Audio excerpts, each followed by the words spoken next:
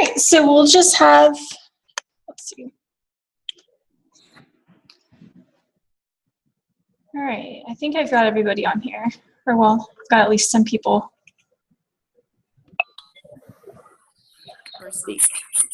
We'll give people about 3 more minutes to log in, but everybody go ahead and start preparing whatever you need to give your speech.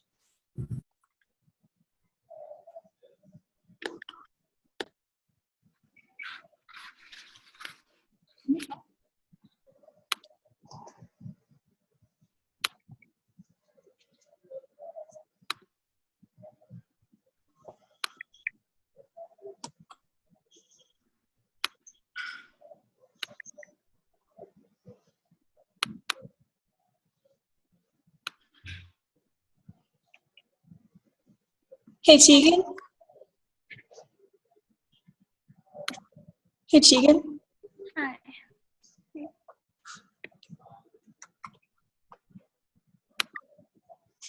Hey, Tegan. Hi, can you hear me? Yeah, I can hear you. Hey, can everybody turn on their audio for just a bit in my section? Just so I can hear you. Just check in and say hey. That way I can hear you. Hi. Hi. Hello. Hey. Hi. Hey, Shana, can you turn on your audio, please?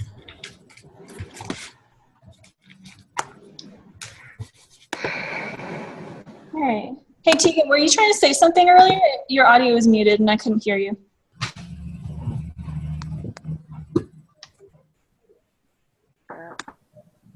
Let's see.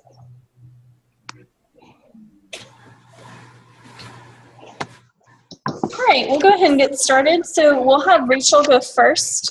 Rachel Pizzamenti? Yeah. Yeah, so we'll go ahead and have you go first. Okay. And are we, like, do we leave after the session this time or? Yeah, it's the same sort of deal. Okay. All right. Think of the past week. Now think of the dreams that you may have had in the past week. Did you wake up in the morning or even in the middle of the night startled by the dream that you had just had? Well, if you were scared or felt uneasy, then it was probably a nightmare. While you may not have had a nightmare in the past week, you more than likely have had one at some point in your life. Often we find ourselves waking up confused by how our minds could conjure up such crazy dreams. Interpreting our nightmares and knowing their causes will help us to understand them and better prevent them. Because everyone experiences nightmares, I will be telling you what nightmares are and when they occur, about the meanings of common nightmares, and the causes of nightmares and how to prevent them. To even begin to make sense of our nightmares, we need to make sure we know what they are.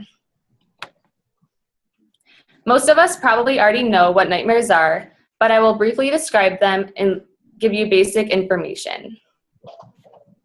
As defined by Mayo Clinic, a nightmare is a disturbing dream associated with negative feelings such as anxiety or fear. They're often vivid and realistic, have something to do with threatening our safety, can wake us up, make our hearts race, and make our hearts race. According to WebMD, dreams in general occur during REM sleep. REM stands for rapid eye movement, and this is a stage in our sleep cycle that occurs in the latter half of our night of sleep. And so this is also when nightmares occur. Now think back to times when you've woken up from a disturbing dream. Try to think of the particular dream and the feelings that you had at the time. Nightmares can have different meanings, and by looking at common nightmares, you may find one you can relate to. So I'm just going to describe like the 3 most common dreams. So obviously there are more, but you might relate to one of these. The 3rd most common nightmare is failing a test. This can include being unprepared for something like a presentation or doing something incorrectly. So as reported by Dina Spector, these type of nightmares indicate feeling like you have to prove yourself, or like you have to prove yourself, but you can't, or like you feel like you're unable to. So for example, I've had dreams where I've had to get like thrown up on stage and present something or entertain something, but I've had no prior knowledge, so I wasn't able to prepare for it. And so this would fall into that category of dreams. The second most common nightmare, Spector says, is being naked in public. And so this could simply mean that you feel vulnerable, or it can mean that in your life you feel like you've been ganged up on. And the most common nightmare is that someone is chasing you. So according to Spector, this means the dreamer feels overwhelmed and they've been putting something off and they now have to deal with it, or they just feel like they're stressed out about all the things they need to do in their life and that they're not getting everything done.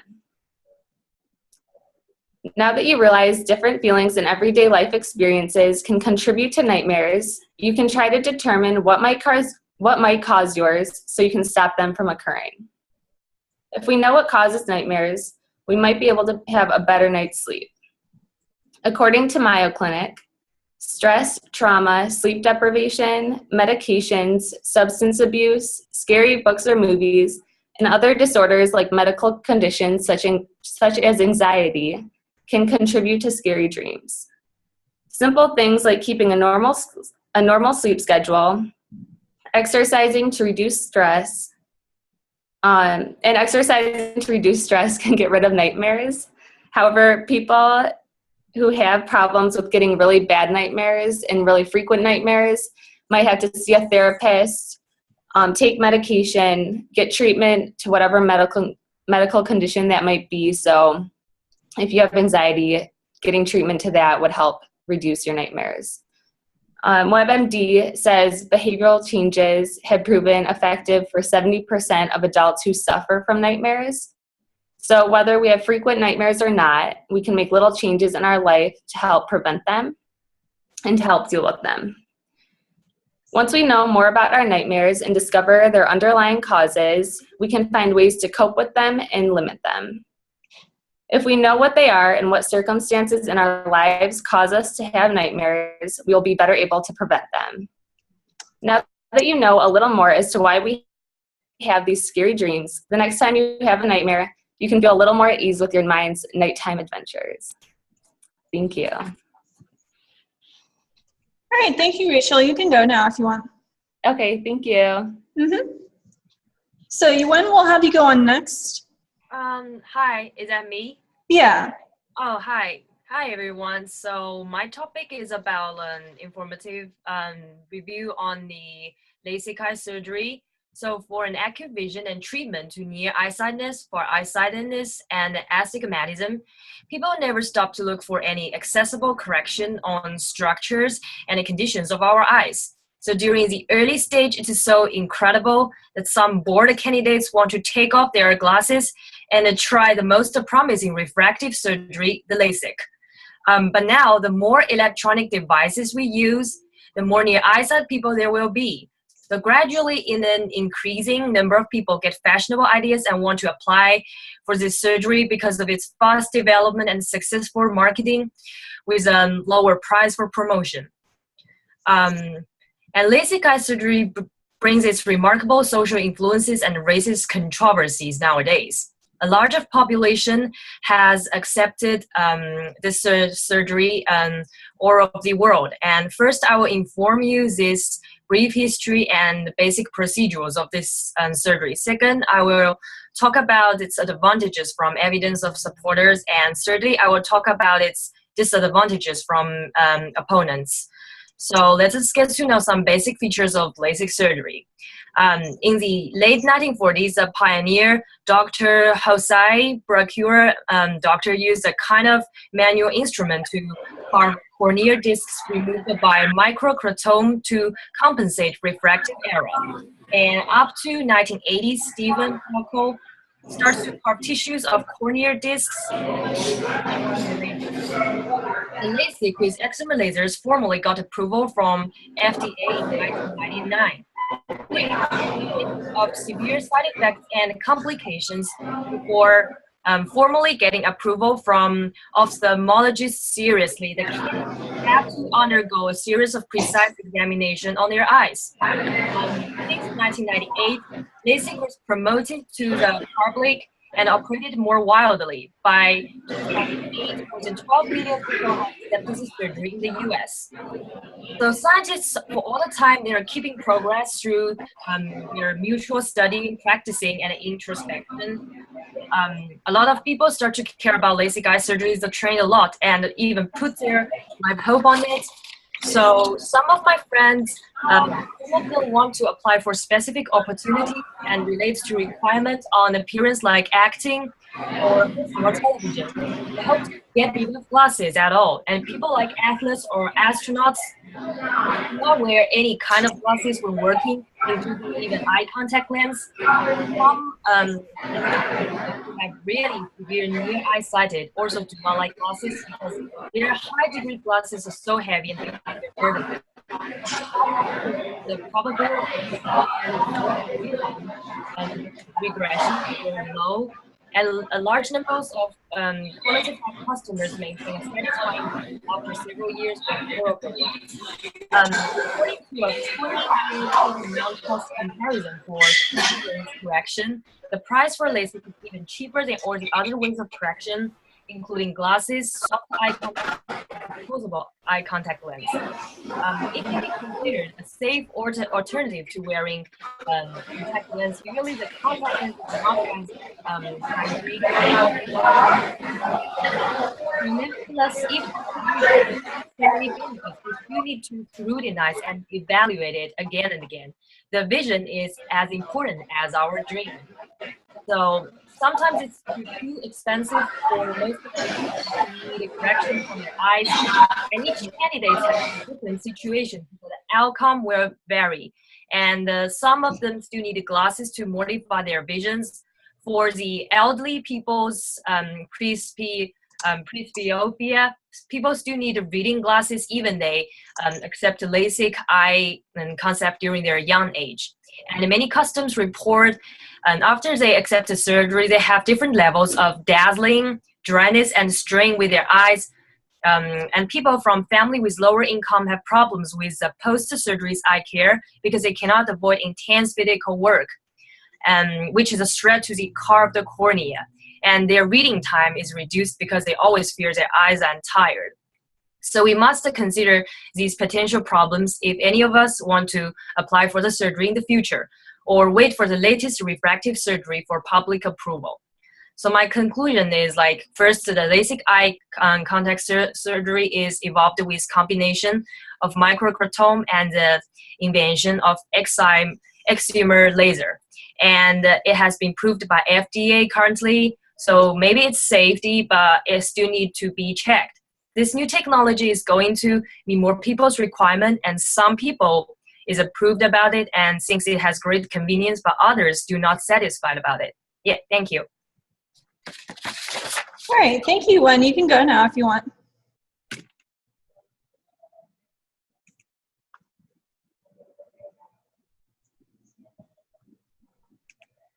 All right, so let's see. We will have, exit full screen.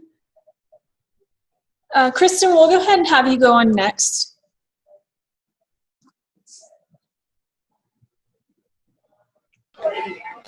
Me? Yeah. Oh, I thought that I was on the list for next week. I was just listening in, but I can still go. Is that okay? Oh, you're on the list for next week? Yeah. Oh, I didn't realize. Sorry. I was everybody who was on here I thought was just supposed to be for this session. I was kind of just listening in. Is that okay with you if I go next week? Yeah, that's fine. If you were assigned next week, I just didn't know. That's all. Okay, because I'm like in the Brody Calf right now, and so I don't know.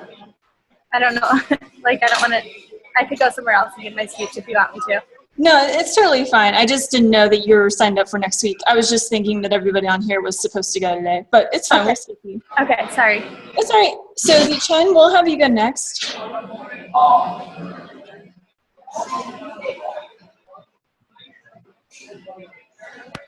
Hi. Hey.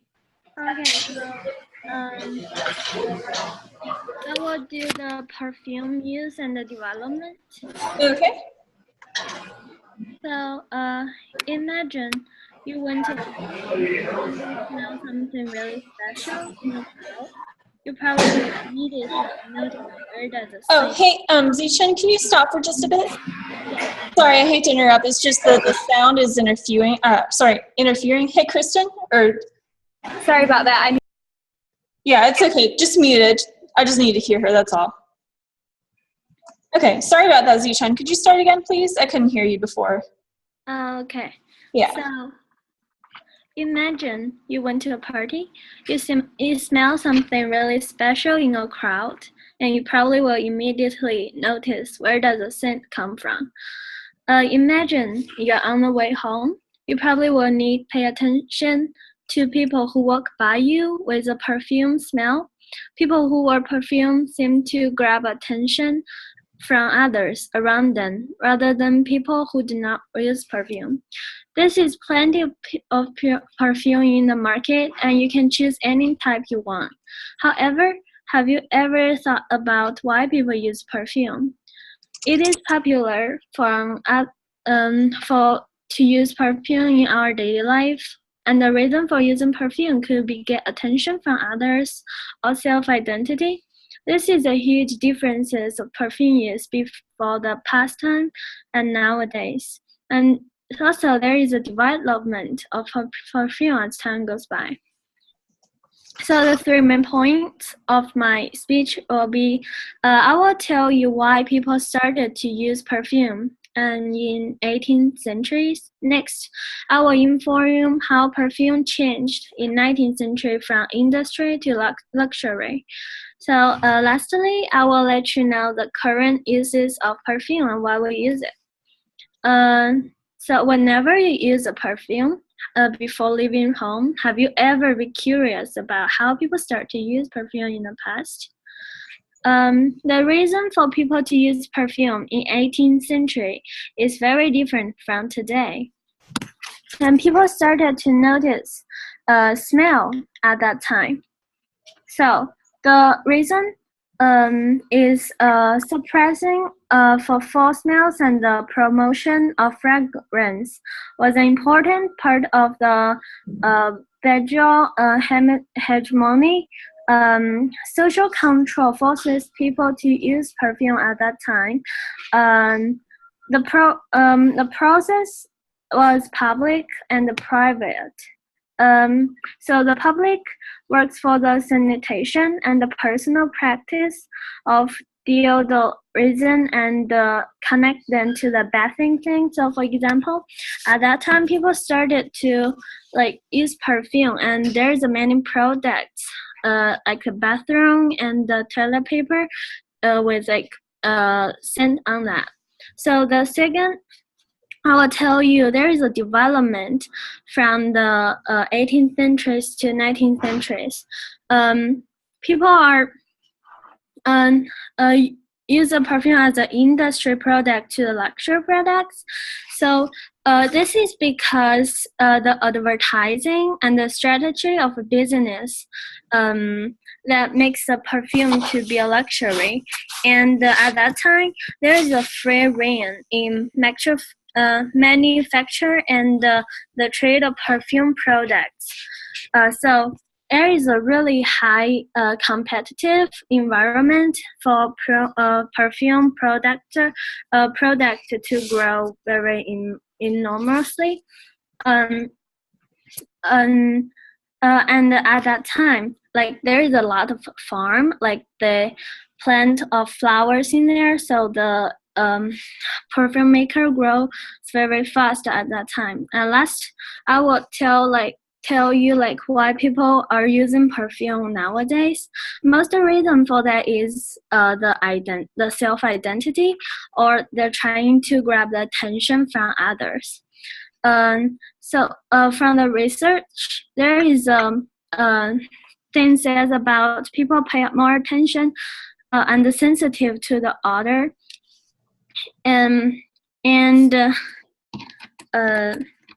so there are different smells of perfume. There's orange, lavender. So have you think about wearing a lavender and let you think about friends? So alas, due to the perfume used in the past time and the development, and nowadays we use it spontaneously, so it is necessary that to know some basic knowledge about perfume use, and for now it's not only for the sanitation of perfume function. We use it for attract people's attention, and it also is a statistic simpletons. So when next time when you use perfume, would you think about people use a perfume in the past time and the reason for that, and also we use it nowadays for our own reason. Thank you. Right, so thank you, Zichun. You can go now if you want to. All right, so the next person we'll have go on will be Aubrey, if you're supposed to go on today.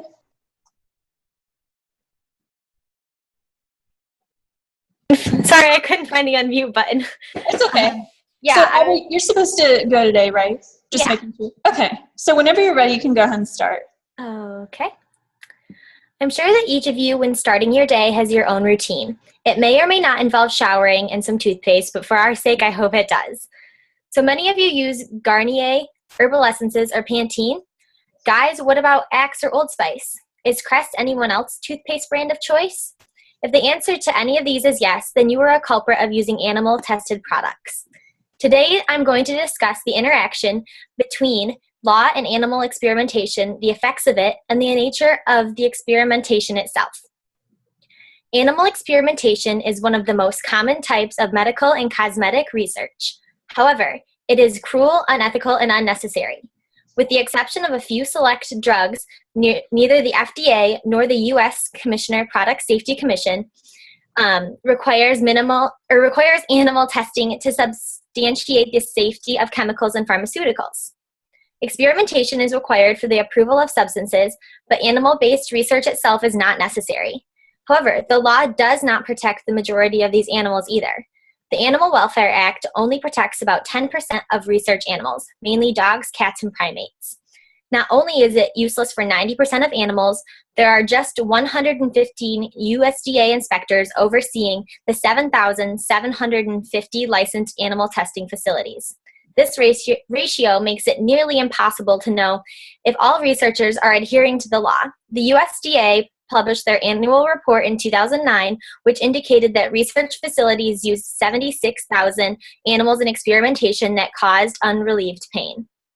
The average person can go to jail for abusing an animal, yet the torture of these researchers are putting these test subjects through is legal. So the government does not require these tests, yet they are still being used. On top of being unnecessary, they're ineffective.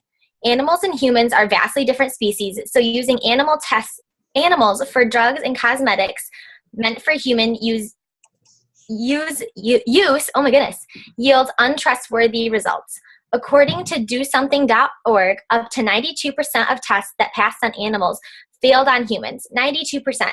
100 million animals die per year for research that doesn't even produce results. Pecternius or skin absorption tests are performed to determine the rate at which a chemical is absorbed into the skin. Despite their years of use, animal-based studies of skin absorption rate have never actually been properly validated to establish their relevance to people. Phototoxicity experiments involve rubbing a chemical on a shaved portion of the skin on the back of a rabbit before being subjected to ultraviolet light for an average of 2 hours to see how it reacts. This is another common type of experiment. However, the only internationally recognized guideline for phototoxicity studies is on a non-animal cell-based test. Lastly, in cryogenicity tests, which test for fever-causing cryogens, animals are injected with test chemicals followed by the monitor of their blood temperature. These tests are often used, also despite several drawbacks, almost all involving discrepancies between species. If the anti-animal experimentation argument needs further evidence, the lack of validity in research results could prove that. However, the barbaric and atrocious treatment of these animals receive should be the only evidence required. If people were able to see exactly what animals had to endure in order to provide them with their chosen brand of mascara or shampoo, they would be more willing to discontinue the use of that particular product. The Silver Spring monkeys are a prime example of this horrific treatment. One of PETA's founding workers went undercover in a lab and found these food-deprived creatures locked in cages filled with years and years worth of accumulated feces. These monkeys were subjected to experiments that left them with debilitated limbs and severe mental distress. Since you are now aware of the horrific truths behind animal testing, I hope you agree that animal experimentation needs to be abolished.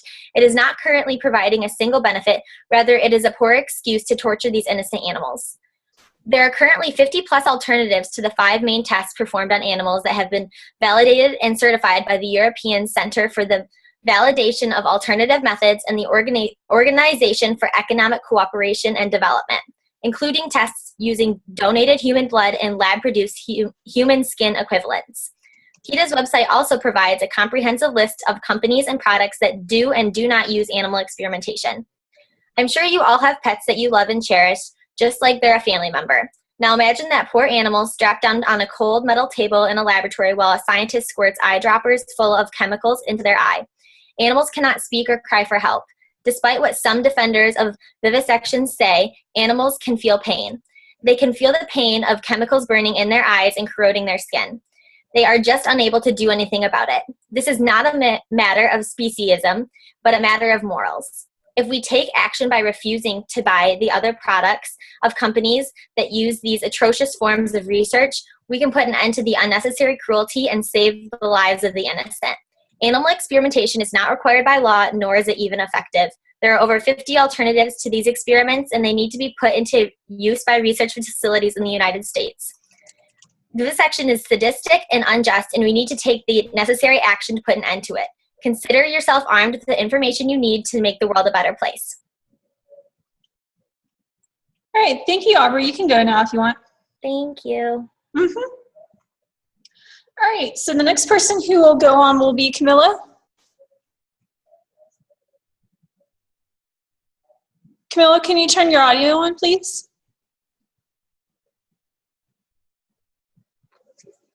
Yes. Okay, great. So whenever you're ready, you can go ahead and go. 1 moment.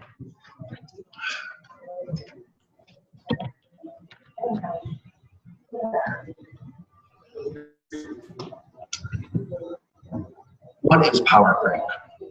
Most people aren't familiar with the term or its origins, or even where it's supposed to be. However, what it is an integral part of any game, sport, or activity currently made by man. Power creep is a derivative of the power curve, and is a difference between the effort of putting into something and the amount of reward gotten out of it. The easiest form of example for power creep is 1 cost in equals 1 cost out, and the power curve continues to follow that straight line path from 0 to infinity. Power creep is when you have the change of that curve from such that once it is created, all other items at that level are not then compared to must be built to be of equal or higher level to that item. An example would be cost 1, output 2. And an easy way to see this in sports is the difference between a free throw, a three-pointer, and a penalty shot. A penalty shot is 1 point because it is an easy shot in a specific location with no interference. A normal shot is worth 2 points because you can have a large variety of areas to go from. However, with interference, then you have 3 points, which is made from with interference from a far-reaching location. However, power creep doesn't just exist in sports like basketball. It also exists in sports like football, where the power creep can be of something lower rather than something higher. An example of this would be the try. With the try for football, you can go for, after the touchdown, you can either go for a kick of 1 point or a second try of 2 points. The power creep of the try of the kick is much higher than the power creep of the try of getting the ball as and get a second time. This is due to the fact that the fourth kick is so much lower than the other input for the second. For the second ball, 2 point. This can also be seen in chess, in that certain pieces are so much higher than others. The queen to the pawn, for example. Now, all of these are easily mitigated by the fact that there's a set series of rules and a very static base for games. Because of this, balance is achieved by constant maintenance and improvement of the game. However, in living games, imagine Yu-Gi-Oh! And other trading card games, new additions are added to the game, causing constant need to watch for power creep. Certain cards are known as strictly better, where a cost will let you a cost of one will let you in output 1/1, or a cost of one will let you an output of 2/2. Through this, you can see that there in no situation would you ever want to play one card, the first card, or the second. If you do, and constantly make it so that the newer card is better than the older card, you lead to a decaying and rapidly evolving game. An example of this would be Yu-Gi-Oh! Every single set of last causing people to constantly lose interest in the game. And because of football, somebody had kicks, we were 5 points, and touchdowns, we were 46. All in all, power creep is such that the mutation and decay of the game must be watched against, designed against, and made sure that the game never breaks. Next time you play a game, watch sport. You see how power and game and power curve and right balance, design strategies of the game. All right, Camilla, are you done? Or Yes. oh, okay, thank you. You can go now if you want. Thank you. I'm sorry for the interruption. It's okay. All right, so Paul, we'll have you going next. Paul Stoller. Yep, all right. Awesome. Whenever you're ready, you can go. Oh, okay, yeah. All right. Technology is constantly advancing, and as a result of this, so is social media. Through apps such as Facebook, Twitter, Instagram, all those apps that people use nowadays, you have instant access to people internationally at the touch of a button.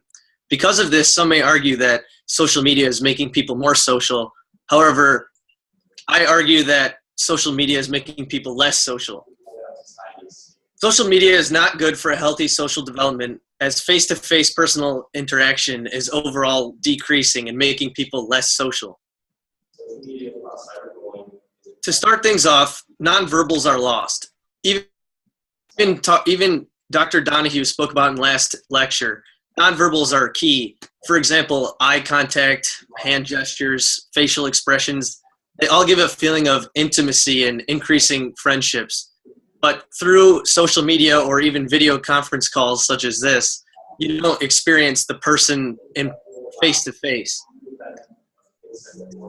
These nonverbals not being experienced decreases deeper levels of friendship and even chances at romance from forming. Another negative effect of increased social media use is loneliness. Studies have shown that the need for interaction can be quenched through social media. However, it's a less stable social life can be formed. So, for example, a lot of people may have way more friends on Facebook than they do in person, and there's even friends they haven't talked to in years. This is not good for a healthy social life. Even in the workforce, for example, employers may make a Facebook group for a bunch of coworkers to join, and email is used in increasing rates. In offices, people can be in cubicles and not even see their coworkers the entire day because they just interacted via email or text message or whatever form of social media they wanted to use.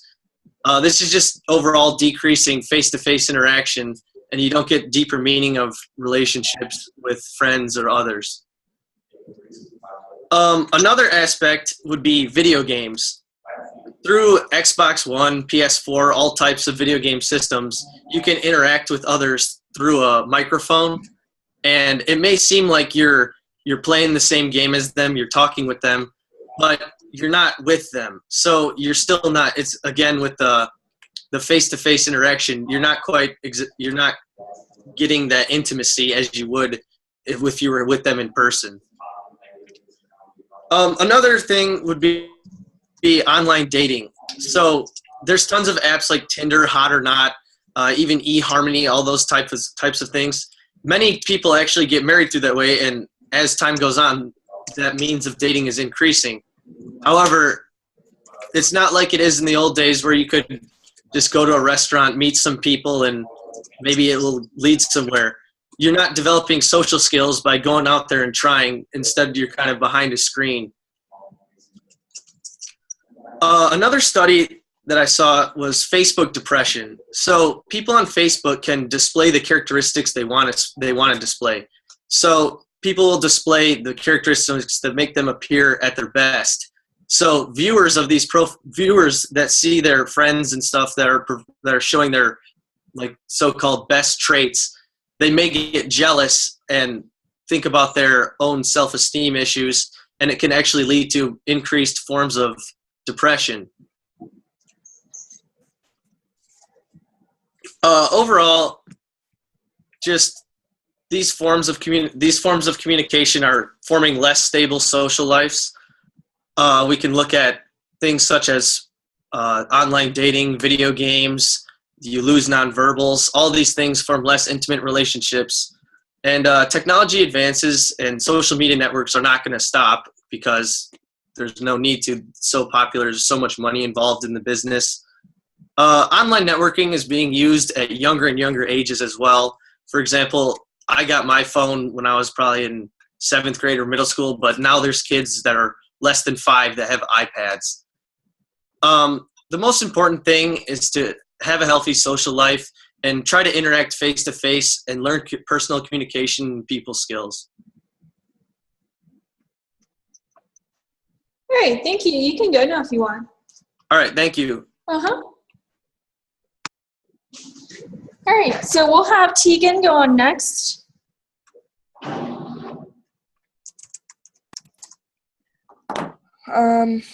Okay, so can I start? Yeah, sure. Okay, hold on a sec. Sure. Okay. Cause of death: water intoxication, fatal bodily wounds, alcohol poisonings with blood levels well over 3 times the legal limits. These causes sound all too familiar, and if you still aren't aware of the horrific reality that is the grim underbelly of our post-secondary school education, I'm referring to university hazing. Hazing and initiation practices within academic institutions are such commonly seen but rarely acted upon. These rituals are turned the blind eye by administration, and most academic institutions do enforce beliefs of anti-hazing practices within their school, yet cases that are brought to light are rarely ever made public because of the fear of a damaged reputation. Hazings and initiation practices are considered a rite of passage by most college and university groups.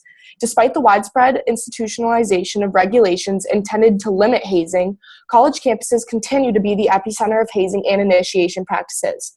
By definition, according to hazingprevention.org, hazing is any action taken or any situation created intentionally that causes embarrassment, harassment, or ridicule and risks emotional or physical harm to a member or members of a team or group, whether new or not, regardless of the person's willingness to participate.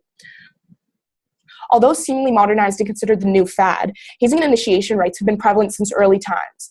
According to wisegeek.com, some of the earliest documented cases have dated back to the 1600s and ever since have been kept as traditions. The fact that these initiations are seen as acceptable by students and barely ever regarded by administration is the main reason as to why situations over the years have gotten so out of hand. Now, let's go over the progression and escalation of what we know today as initiation. According to UMass.com, it starts off as a few verbal harassments, name-calling, silent treatment, and social isolation. Newcomers are simply treated as the lower class of social rankings, carrying out the wishes and orders of their upperclassmen. These harmless acts turn into physical abuse, such as humiliating attire, sleep deprivation, and daily beatings. Students are forced to endure relentless physical abuse, such as punching, kicking, paddling, forced to perform sexual simulations, and more often than not forced to consume mass quantities of alcohol. Tasks such as holding hot coals, being doused in freezing water, and branding are also common. Initiation rituals are used to bring together members of a club, team, or even groups in Greek life. Once new members have pledged their way into a group and have earned the respect of older members, initiation is usually complete. Hazing within universities has gone unnoticed for years, and hence the reason why it continues to be an issue in modern-day society.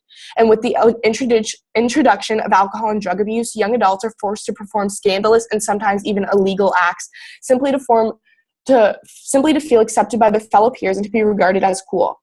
Stats from hazingprevention.org show that more than half of students in colleges and universities involved in clubs, sports teams, and organizations have experienced hazing. Although no charges were filed on a number of cases, the severity of hazing issues has had such an increase that university authorities, as well as legal ones, have had no choice but to step in. 3 pledges from the University of Alabama from Phi Gamma Delta were told to stand in buckets of ice for prolonged periods while active members poured salt into their buckets. These members faced 2nd and 3rd degree burns on their feet and had to be rushed to the hospital, and according to AL News, 5 of the active members were charged with hazing. During the last game of the season, members of the Florida AMU University Band decided to initiate a new member by pummeling him with fists and bass drum mallets.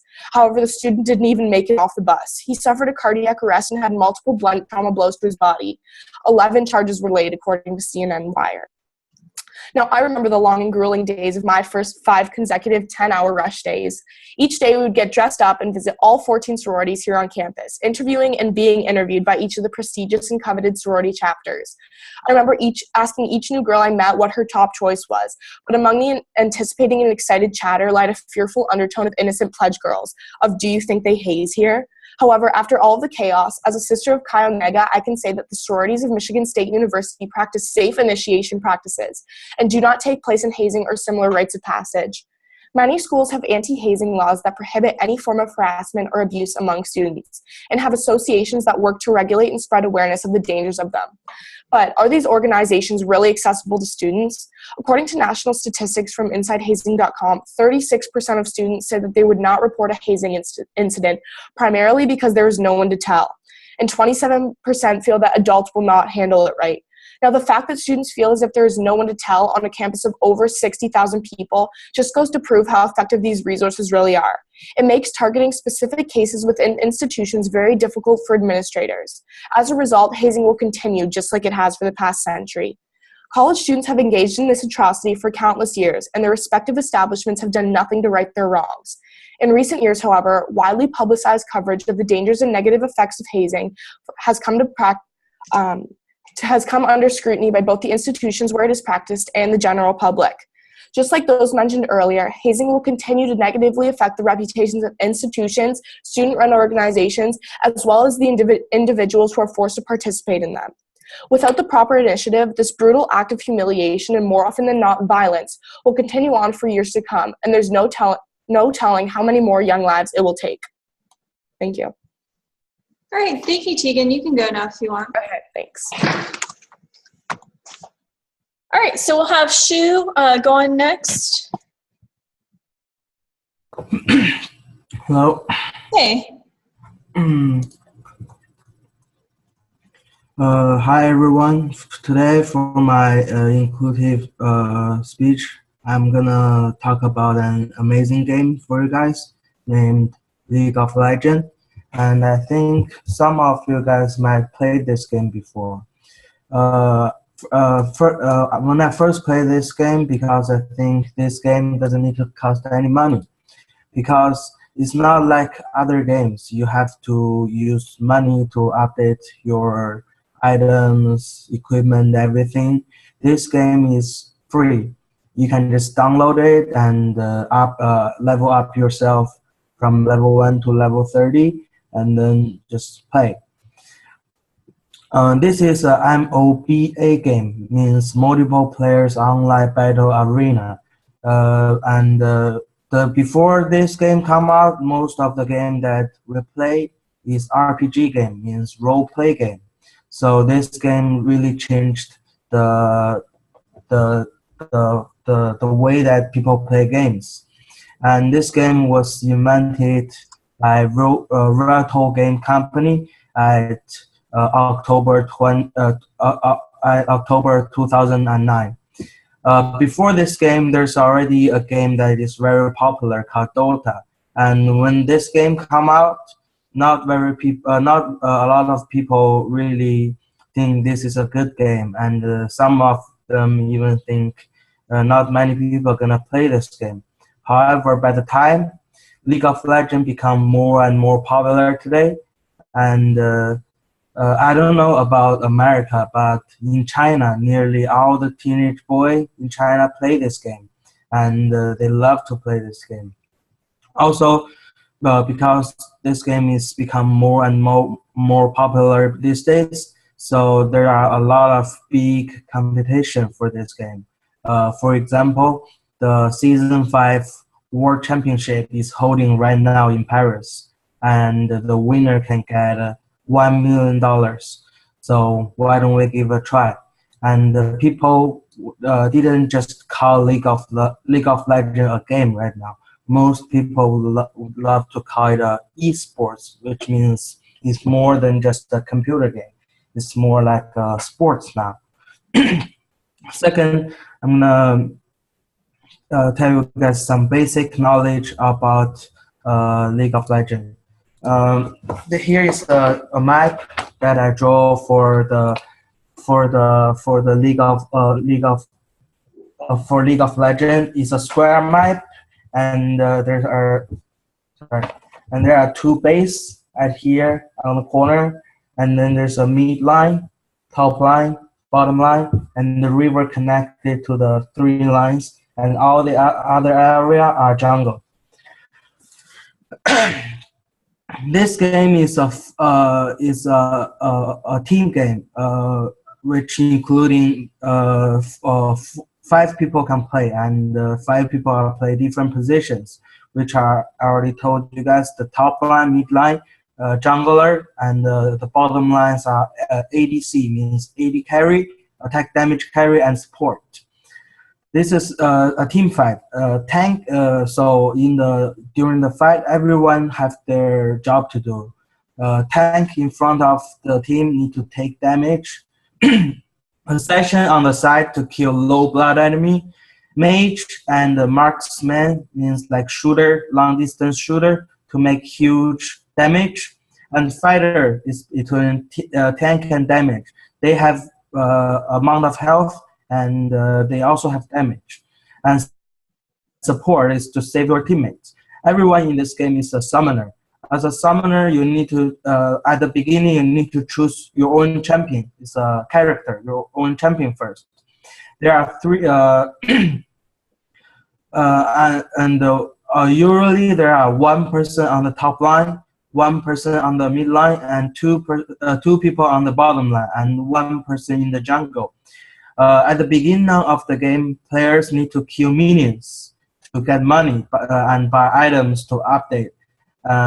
During the middle of the game, there will have some team fights during two teams, and which also is the most interesting and exciting parts of this game.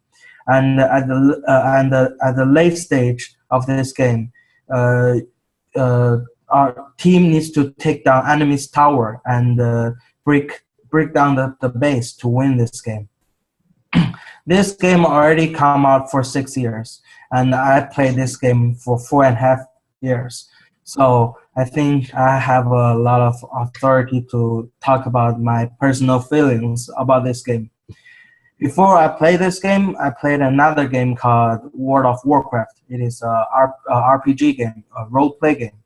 In the World of Warcraft, I played PvP, means player versus players. You only need to make I only need to make my characters stronger, and then all the items is the best, so I can win at the PvP all the time. And even someone use money to buy account online, so which means you don't need to do any work. You just get a very high level account, and all the items is already perfect. So this means it's not really fair for other players. However, I have the same thinking when I first played League of Legends. I think it's just the same kind of games as World of Warcraft. But the answer is no, because I don't like to help other people in the team. I like to get self-killed, not support other people and always steal other people's kill. This way, after the game, my data will look nice. I got the most kill, most money, I make the most damage. However, this can't make me win the game, because teamwork is the key of this game. There are many champions have combo skills. If you use the combo, it will double the damage. Otherwise, it doesn't make any damage. Not like World of Warcraft that I played before. You only help yourself. So after I played this game, I feel that teamwork is the key of successful. So I start to like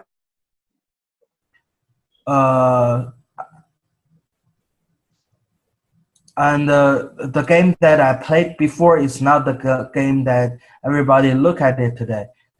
Today the game's animation is perfect. There's so many champions characters that you can choose. You can set up your ruins to help you be stronger, everything. But when I first played this game, there's only a few champions, which means the game is not that nice.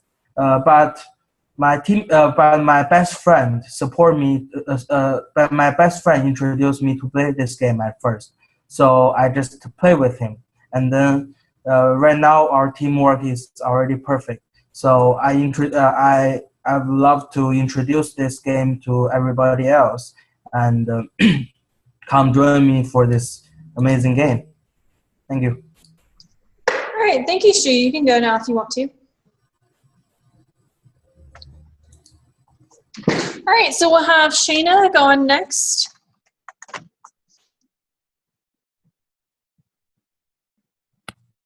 Okay, sorry. It was taking me a second to figure out how to unmute that.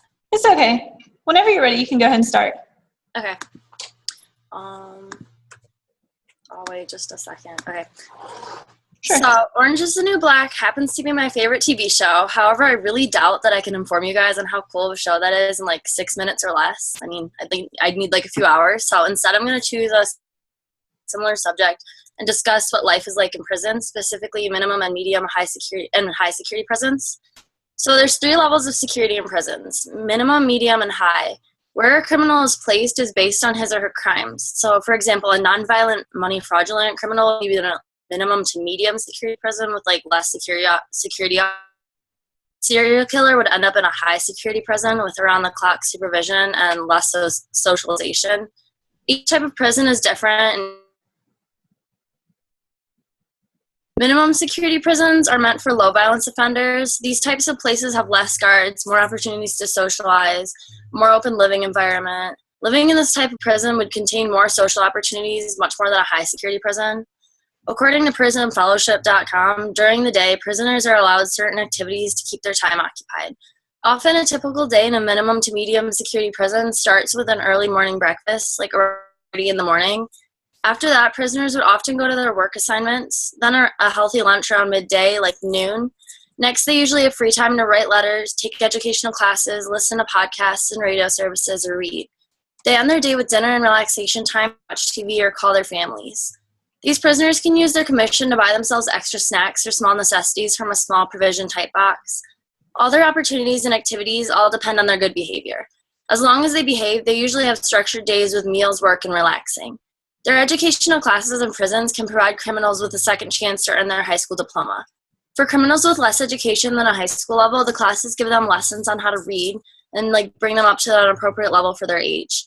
Other prisoners that have graduated high school or received their GED have the chance to submit an application to their counselors to request that they take college-level classes. Some even progress to earning an associate's degree. It's rare to see prisoners advance to such a high level of education due to their lack of funding. Most families can't afford to send or to pay for college in prison. The most popular classes in the prisons are the life skills-based ones. They teach convicts valuable life skills that they can apply in their reintegration into society once they're released. It teaches them valuable skills and helps them develop and mature as humans. Most minimum and medium prisons are very alike. Some are even in the same building and the same wing. The prisoners there usually share rooms with other prisoners, and they sleep in bunk beds. They're allowed to talk among each other. They exercise outside regularly and sometimes every day. During their work assignments, they may talk to each other too. So if any of you watch Orange is the New Black, you'd know that prisoners in a minimum to medium security prison basically keep up the prison. Their work assignments are jobs like cooking, cleaning or running the commissary. In some prisons, there are even agricultural jobs where prisoners are, in some regards, farmers too. So prisoners in minimum and medium security prisons can't have any money. However, their wages earned by their jobs can be deposited into a commissary trust fund. Using this money, they can go to the commissary store and buy things such as soap, cookies, toothpaste, stamps, letter paper, even things like fans and hot plates. Families can put money into the commissary for them too. Often people don't have enough money for the commissary and they end up just bartering for items by services such as shining shoes or cutting hair. High security prisons are really different. They have a much more somber vibe. They are much more silent and secluded, and the prisoners are kept by themselves in individual rooms with very little opportunities for socialization. They have guards on duty all hours of the day and night, and the little time they do have outside of their rooms is to go outside, but they're in a cage-like apparatus. They have about 1 hour outside a day, but all of their remaining time is spent in their room with the exception of allowing them to take phone calls at designated times. The responsibilities are next to nothing, and they eat all of their meals in seclusion inside their rooms, and they don't have the opportunity to socialize with their fellow peers. It's really rare that they would have commissary or working jobs in the prison based on their past of becoming and being violent and unstable. They're allowed to have reading materials in their secluded cell, but whenever they need to leave the cell or go anywhere, their hands and ankles are cuffed together, and a security guard escorts them to wherever they need to go. In all types of prisons, all the prisoners have to wear specified uniforms and identification. All the prisoners have allotted time to be outside, and all of them have opportunities to have religious programs. All of them have opportunities to receive medical care too. So overall, from minimum to high security prisons, the days are all super structured. Minimum and medium security prisons have set schedules and strict rules, but if you follow these rules, their day tends to be as pleasant as possible. They work like normal people, they save money, they relax, they learn. The high security prisons are dull from day to day. A typical prisoner in those cells would have little variation from their day. If you ask me, I just hope to be in whatever type of prison that Piper Chapman's in. So that's about it. All right, thank you. You can go if you want to.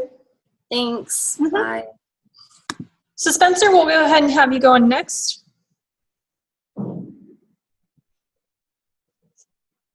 Whenever you're ready.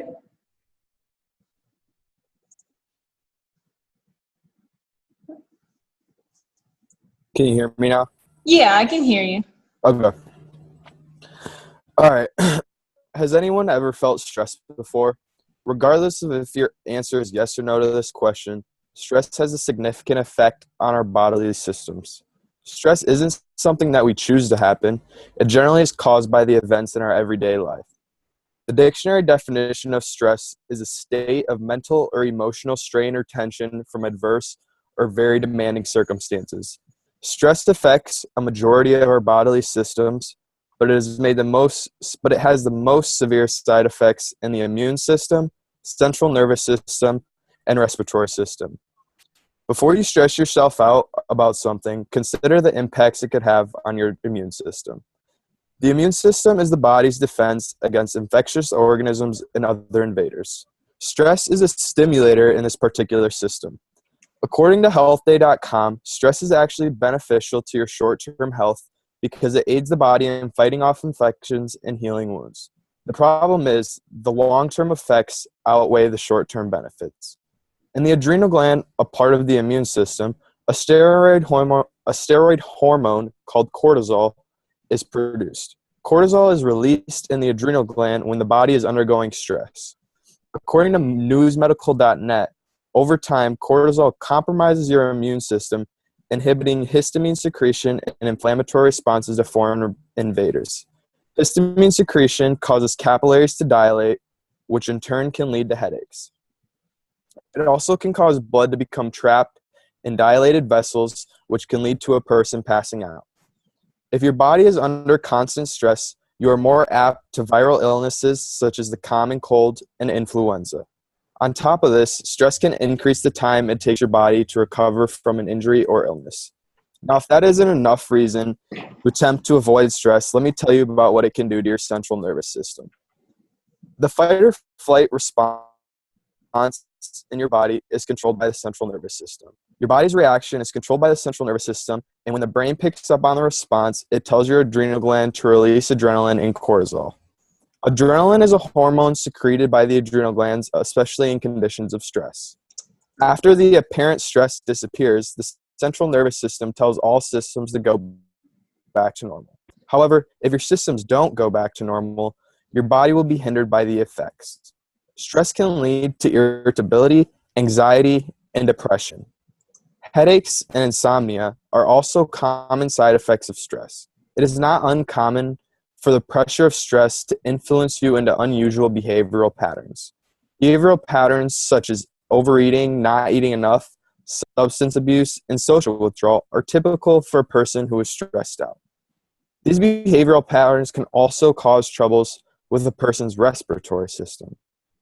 The respiratory system is a set of organs that allows a person to breathe and exchange oxygen and carbon dioxide throughout the body.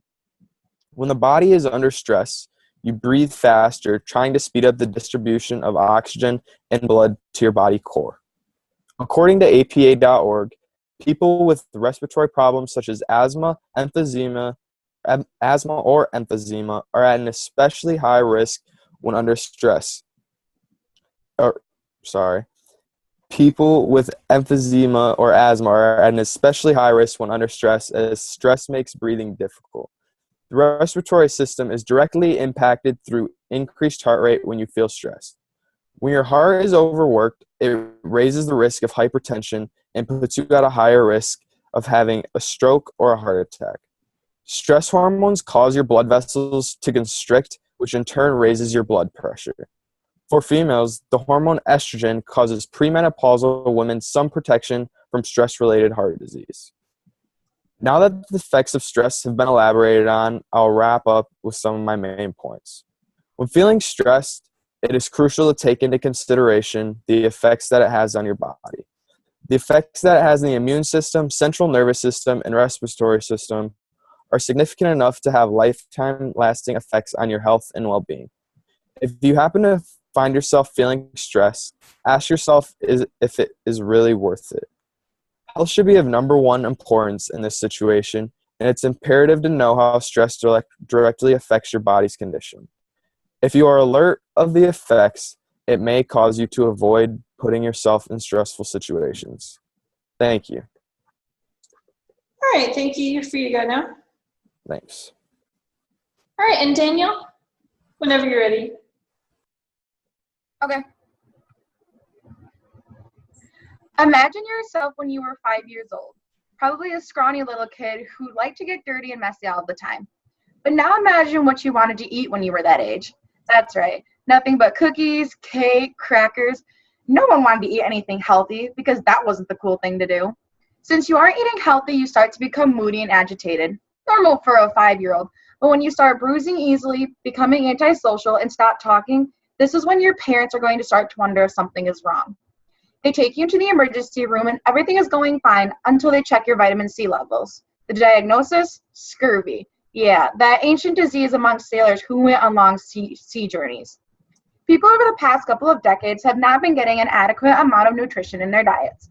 Having an apple a day helps to boost the intake of nutrients, and they also come filled with other health benefits, according to the Journal of General Internal Medicine in 2008. Eating an apple a day will have an effect on the body that many may not know about. First of all, I'll tell you about where the phrase "an apple a day keeps the doctor away" originated from. Next, I will talk about the American society as a whole and how we don't get ample amounts of nutrition in our diets. And lastly, I'll explain all of the benefits that eating an apple a day truly comes with. So now that I have your thinking about when you were 5 years old and what you used to eat, and remember when you went to the doctor's office and there was a sign hanging up that said "an apple a day keeps the doctor away"?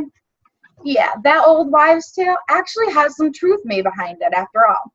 This message was handed down by ancient healers, and many patients said that their health improved after eating an apple a day. It is a slogan direct from an early 20th century public campaign created by the apple growing industry.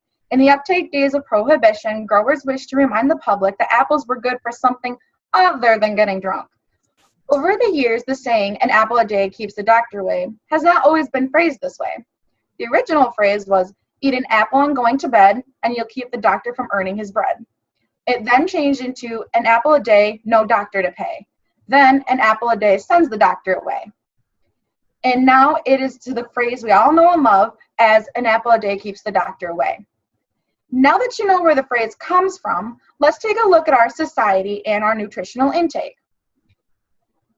Not getting ample amounts of nutrition in your diet can have many side effects that people may not know about.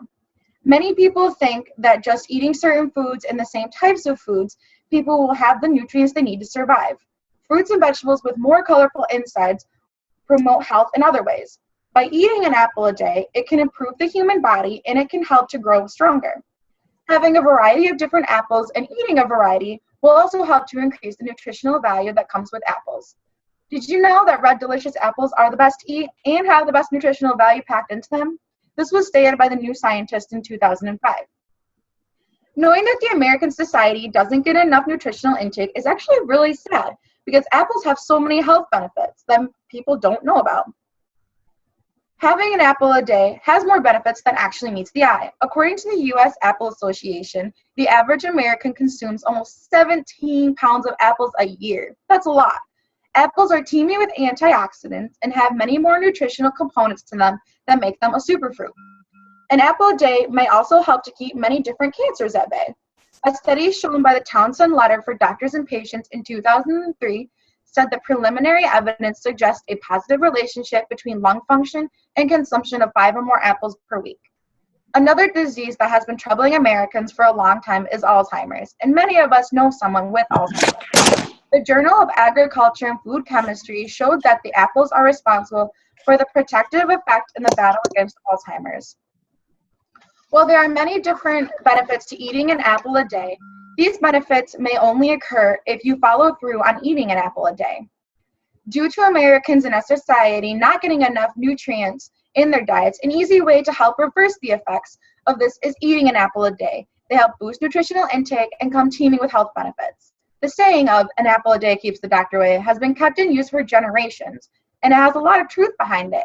They also help to increase the intake of nutrition in the American society, as well as being amazing disease fighters and health benefactors. So next time you feel like reaching for the cake or cookies in the dining halls, remember that 5-year-old who got scurvy because he didn't have an adequate nutrition. All right, thank you. You can go now if you want to. All right, thanks. Mm-hmm.